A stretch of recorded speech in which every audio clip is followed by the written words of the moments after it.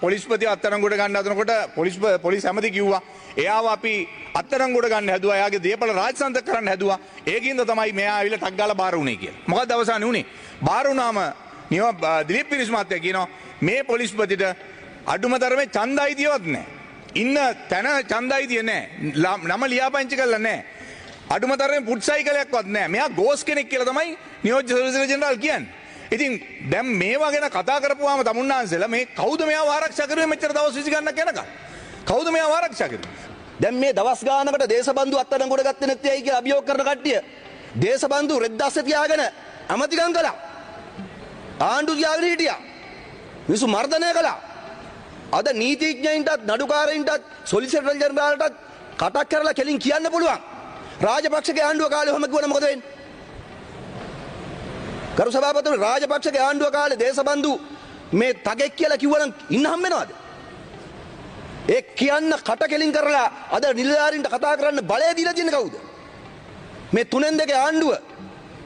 තුනෙන් දෙකේ බලයක් තියෙන ආණ්ඩුව තමයි අද මෙහෙම කතා කරන්නේ. මේ පාර්ලිමේන්තුව ඇතුලේ චණ්ඩි වගේ සද්ද දාන්නේ මාධ්‍ය වලට පේන්නේ මොකද මේ? ඔබතුමාලගේ තියෙන නිහතමානීකම නිසා. ගරු කතානායකතුමාගේ තියෙන නිහතමානීකම නිසා. පහුගිය පාර්ලිමේන්තුව වල අපි දන්නවා චමල් රාජපක්ෂ මෙතන හිටියා. ඒ පැත්ත හැරෙනකොට චූ යනවා මේ කට්ටියට. ඇත්ත කතාව ඒක. ඒ පැත්ත හැරලා බලනකොට මේගොල්ලෝ බයයි. ආයි කතා කරන්න දෙයක් නැහැ. කතානායකතුමා උතර ඉන්නකොට බැසිල් මෙතන ඉඳගෙන නැගිට්ටත් ඇති. කට්ටිය වාඩි වෙනවා. පාර්ලිමේන්තුවේ චේම්බර් එකේ නෙමෙයි එළියට යනකොට වැසිකිළියට ගියත් යන්නේ මහින්ද රාජපක්ෂ මහත්තයාගේ පස්ස පැත්තෙන් ඔක්කොම. කැන්ටින් එකට යනකොටත් එහෙමයි. නාමල් බේවි පිරිවරාගෙන යන්නේ. මෙහෙම හිටපු කට්ටිය අද කොන්ද කෙලින් තියාගෙන විපක්ෂින්ද කතා කරන්නේ ඇයි? ඔබතුමාලගේ තියෙන නිහතමානීකම නිසා. ස්ථාවර නියෝග උල්ලංඝනය කරලා පාර්ලිමේන්තු සම්ප්‍රදාය උල්ලංඝනය කරලා පැය ගණන් කතා කරනවා. මේ 159ක් නිහතමානීව වලාවි ඉන්නේ ඇයි? මොකද මේ? කල්පනා කරන්න. අපි මේ රටේ ජනතාවට දුන්නු ජනවර්ම ආරක්ෂා කරන්න. දේශපාලන ප්‍රජාතන්ත්‍රවාදී ආරක්ෂා කරන්න. ආර්ථික ප්‍රජාතන්ත්‍රවාදී ආරක්ෂා කරන්න. මේ විවාදය දැන් මේ මාසයකට ආසන්න කාලයක් මේ විවාදය තිබුණා. ඒක ඇමතිවරයෙකුට නියෝජ්‍ය ඇමතිවරයෙකුට රුපියලක් වංචා කළා කරා කියලා හොරගම් කළා කියලා ඇඟිල්ල දික් කරාද? වෙනදා අයවැය විවාදයක් තිබ්බනම් එහෙම මෙතන රෙදි ගැලවිලා ඉවරයි. අපි ප්‍රශ්න කරලා තියෙන නැත්ද? අපි කතා කරලා තියෙන නැත්ද? හැබැයි අපි කිසිම දෙයක් ෆැක්ට්ස් ඇන්ඩ් ෆිගර් නැතුව කතා කරලා නැහැ. දත්ත තොරතුරු නැතුව කතා කරලා නැහැ සභාපතිතුමනි. මේවා අමු අවලාද ගහන්නේ මේ. දැන් මෙතන මේ ඇඟීම් කරන්න හදනවා. ඒගොල්ලෝගේ කාලේ බලපත්‍ර දුන්නා වගේම අපිත් එහෙම තමයි. ශ්‍රී ලංකන් ගුවන් සේවයේ ඒගොල්ලෝ දාගත්තේ ඥාති. කපිල චන්ද්‍රසේන හිටියේ ප්‍රධාන විධායක අධ්‍යක්ෂක ඥාති. නිශාන්ත වික්‍රමසිංහ හිටියේ ශිරන්තිගේ ඥාති මස්සිනා.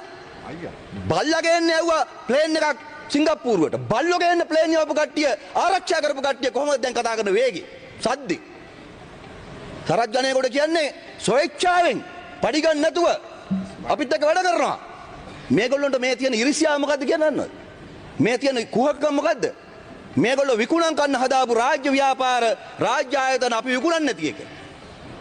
දැන් මේගොල්ලෝ තියෙන ලොකුම ප්‍රශ්නේ ඒක.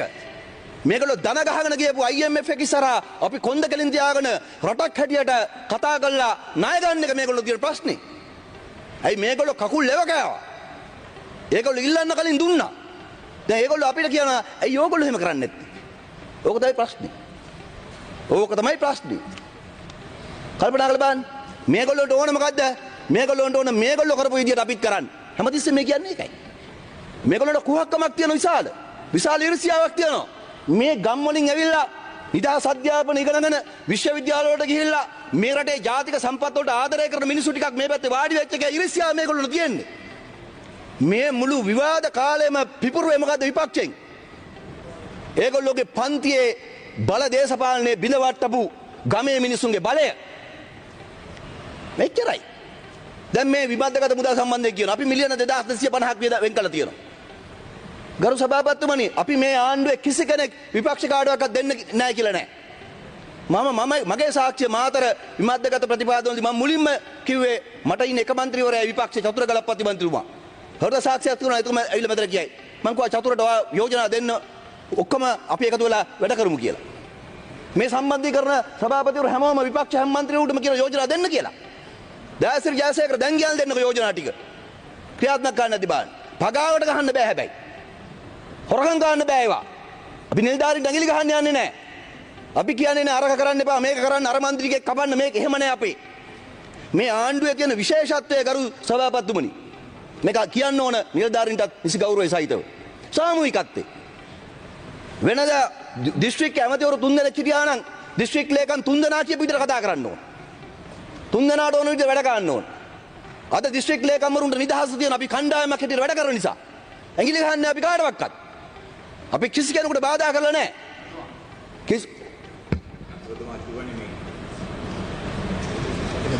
Only few permits. Only few permits. දෙන්න බානේ විනාඩිය මොකද්ද කියන්න බෑ. Honorable Jayasekara, you can have 1 minute. තරහ ගන්න එපා අපිට විමත් දෙක සම්බන්ධව තාම ලිපි ඇවිල්ලා නැහැ. විමත් දෙකට සම්බන්ධීකරණ සම්බන්ධීකරණ ලිපි එව්වනම් අපි අපේ යෝජනාවට කියවනවා. හැබැයි දැන් එවලා තියෙන චක්ලේඛන අනුව තියෙන්නේ සම්වර්ධන නෑ අපිට ඉතින් අපිට ලිපියක් එවන්න බෑ. අපිට සාමාන්‍යයෙන් මුදල් අමාත්‍යාංශයෙන් ලිපියක් එවනවා. ඉතින් ඒ ලිපිය තාම එවලා නෑ. අපිට තියෙන්නේ සම්වර්ධන කමිටුවෙන් යෝජනා ඉදිරිපත් කරන්න කියලා. හැබැයි අපිට එහෙම නෙමෙයි ඔබතුමාට මතකනේ ඔබතුමා ඉන්න කාලේ විපක්ෂයේ ඔබතුමාට ලිපියක් එවනවා මුදල් අමාත්‍යාංශයෙන් මෙන්න මේ කරුණු මත ඔබගේ යෝජනා එවන්න කියලා. ඒ ටික අපි යවනවා දිස්ත්‍රික් ලේකම්. දිස්ත්‍රික් ලේකම්ට යවනවා දිස්ත්‍රික් ලේකම් කරනවා මුදල් අමාත්‍යාංශය. දැන් එහෙම එකක් නෑ. මම කියන්නේ අන්න ඒකයි. සම්බන්ධීකරණ කමිටුවෙන් හරි අපිට ලිපියක් කියන්න. බොහොම ස්තුතියි. නැත්නම් දිස්ත්‍රික් ලේකම් කියන්නේ. හරි. Okay, Honorable Surya Handuleti. ගරු සභාපතිතුමා ඉස්සර ඔහොම තමයි කරේ. මන්ත්‍රීවරුන්ට වෙනම ලක්ෂ 100 50 වෙන් කරලා ලියුම් එවනවා. මන්ත්‍රීවරයා ඊට පස්සේ මීටර් 50ට 100ට යෝජනා දානවා. අතර පහුගිය අවුරුදු 5 මමත් පාර්ලිමේන්තුවේ හිටියේ නෑනේ. අතර මමත් හිතුවේ ඒ සම්ප්‍රදාය තමයි දැන් තියෙන්නේ කියලා. නමුත් පහුගිය ආණ්ඩු කාලෙම අපි නෙමෙයි. පහුගිය ආණ්ඩු කාලෙම දිස්ත්‍රික් විමර්ශකගත වැඩපිළිවෙල ඒ වෙනුවට යෝජනා එක මධ්‍යස්ථානයක් හැටියට දිස්ත්‍රික් සම්බන්ධීකරණ කමිටුවට අරගෙන දිස්ත්‍රික් සම්බන්ධීකරණ කමිටුවේ සාකච්ඡා කරන වැඩපිළිවෙල හදාගෙන තියෙනවා.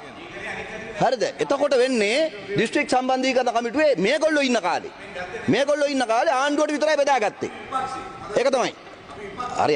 ඔයා ඉතින් කොයි පැත්තේ හිටියද කියලා හොයාගන්න බෑනේ. හිටපු ගමන් මේ පැත්තේ මේ පැත්තේ අර පැත්තේ විපක්ෂයේ ආණ්ඩු පැත්තේ මැද හැමතැනම ඉන්නේ. හරිද? මම කියන්නේ පොදු කතාව. හරිද? එපා. මගේ වෙලාව ගන්න එපා. මේ දයාසිරි ඔයා දවසම කනවනේ මේක. මම කියන්නේ ඒක නෙමෙයි. ගරු සභාපතිතුමනි එදා තිබිච්ච සම්ප්‍රදාය වෙනස් වෙලා තියෙනවා. ඒක හොඳයි. දැන් ඒකින්ද മന്ത്രിවරු ඔක්කොම එකට අරගන්නේ. මගේ නම් වෙලාව දෙන්නේ නැහැ. මේක හරියන්නේ නැහැ මේ මගුල. Honorable Jayasekara is not permitting you make. After he finishes, you may speak. After he finishes, you may ගරු speak. සභාපතිතුමනි මගේ වෙලාව දෙන්නේ නැහැ. ආදර්ශයක් දෙන්න එපා මේ වගේ. වැරදි ආදර්ශයක් දෙන්න එපා. After he finishes, නෑ ඕනේ නැහැ. after the honorable minister finishes, මම දෙන්න කැමති නැහැ. ගරු සභාපතිතුමනි මම දෙන්න කැමති නැහැ. ඔබතුමා තීරණය ගන්න මම දෙන්න කැමති නැහැ. ඔබතුමා මේ ගෞරවය ආරක්ෂා කරන පාර්ලිමේන්තුවේ මේක කොළඹඩුවක් කන් දෙන්න එපා. honorable member Jayasekara, when you are when the opposition is allocated, you can have time there. දෙන්න එපා. මම ඉල්ලීමක් කරනවා. humble request deputy minister. No. Settle down, please settle down. Now you will have your time. The opposition will have the time. Honorable Jayasekara, the opposition will have the time. You can make use of that time. Order, please.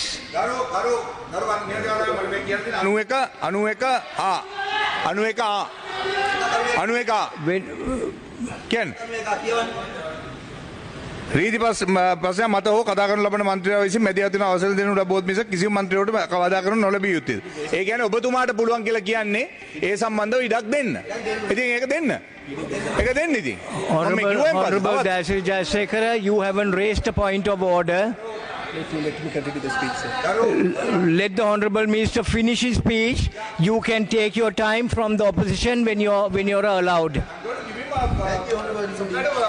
Please, now the next speaker will be from the opposition. You can take your time from that honorable member. Thank you. මම ඊටාම ගරු කරනවා. You can interfere if the minister සම්ප්‍රදාය ක්‍රියාත්මක කරනකොට ඔබතුමා මේ ආදර්ශ මීට කලින් මේ පාර්ලිමේන්තුවේ තිබුණේ නැහැ. He has not permitted to be taken. He wants to keep his sequence of the speech, honorable member. You can take your time when the opposition is listed to speak, please. මම කියන්නේ ගරු නියෝජක කතානායකතුමනි ගරු සභාපතිතුමනි පාර්ලිමේන්තුවේ මීට කලින් മന്ത്രിවරුන්ට වෙනම සල්ලි බෙදාගෙන තිබුණා. විමත් දෙකට. ඒක නිසා විපක්ෂ මන්ත්‍රීවරුන්ට අසාධාරණයක් වුණා. ඒක මාත් පිළිගන්නවා. අපිත් විපක්ෂේ ඉන්නකොට අපි උද්ඝෝෂණ කරන්නත් උනා.